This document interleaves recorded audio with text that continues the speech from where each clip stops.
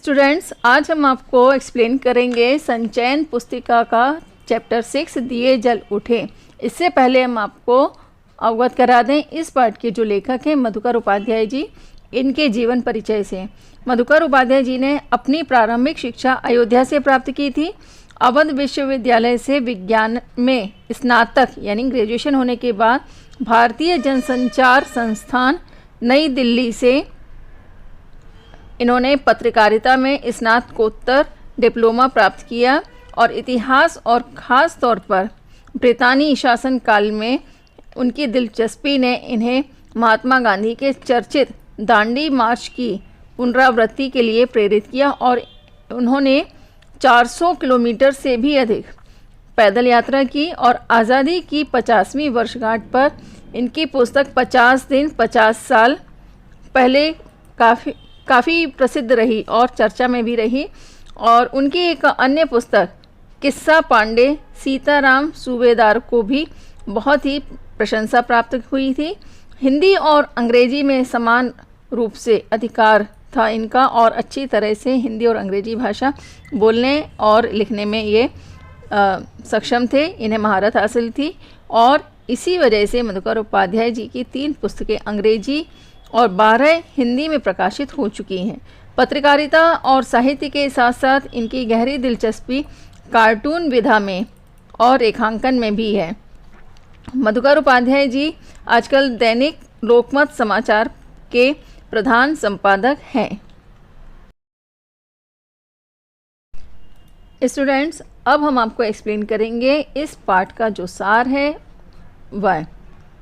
इस पाठ का सार इस तरह से है। दांडी कूच की तैयारी के सिलसिले में वल्लभ भाई पटेल के 7 मार्च को रास पहुँचे। लोगों के आग्रह पर वल्लभ भाई पटेल जी ने संक्षिप्त भाषण दिया और इसी बीच में मजिस्ट्रेट ने निषेधाज्ञा लागू कर दी और पटेल जी को गिरफ्तार कर लिया गया। वे गिरफ्तारी शिलिंडी के आदेश पर हुई, जिसे पटेल जी ने पिछले आंदोलन के समय अहमदाबाद में लगा दिया था। पटेल को बोरसद की अदालत में लाया गया और पटेल जी को 500 रुपये जुर्माने के साथ 3 महीने की जेल हुई। पटेल जी को अहमदाबाद से साबरमती जेल लाया गया और साबरमती आश्रम में गांधी जी को पटेल की गिरफ्तारी की सज़ा और उन्हें जेल ले जाने की सूचना मिली, जिससे वे बहुत ही ज़्यादा दुखी हो गए। और बोरसद से जेल का रास्ता साबरमती आश्रम से होकर जाता था। सभी आश्रमवासी ने इंतज़ार कर रहे थे और पटेल जी को गिरफ्तार करके ले जाने वाली जब मोटर रुकी और पटेल जी सबसे मिले, पटेल जी की गिरफ्तारी को देखकर पूरे देश भर में प्रतिक्रिया होने लगी और सभी ने जेल भेजने के लिए सरकारी कदम की बहुत ज़्यादा भत्सरना की यानी बुराई की।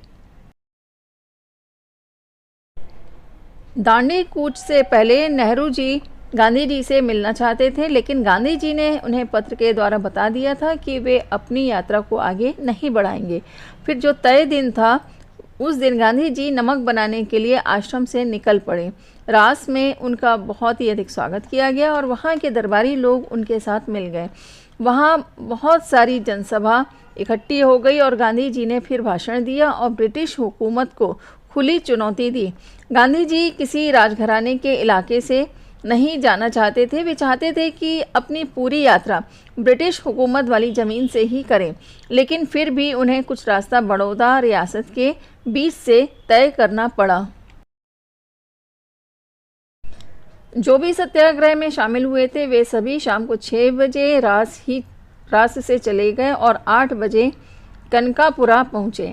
वहाँ की जनसभा को गांधी जी ने संबोधित करते हुए ब्रितानी जो बुरा शासन था यानी कुशासन जिसको बोला जाता है उसका जिक्र किया और संबोधन के बाद उस दिन की यात्रा समाप्त होनी थी, लेकिन उसमें बदलाव किया गया और कनकापुरा से दांडी जाने के लिए मही नदी पर जो पुल था वहाँ से उनको यात्रा करनी थी और तय हुआ कि नदी को आधी रात के समय समुद्र का पानी चढ़ने पर पार किया जाए ताकि कीचड़ और दलदल में कम से कम चलना पड़े।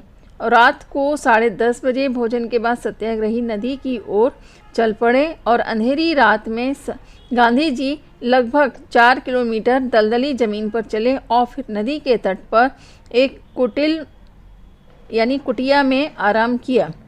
आधी रात को मही नदी का किनारा भरा हुआ था। कनकापुरा के लोगों के हाथ में दिए थे और तट के दूसरी ओर भी लोग दिए जलाकर खड़े थे।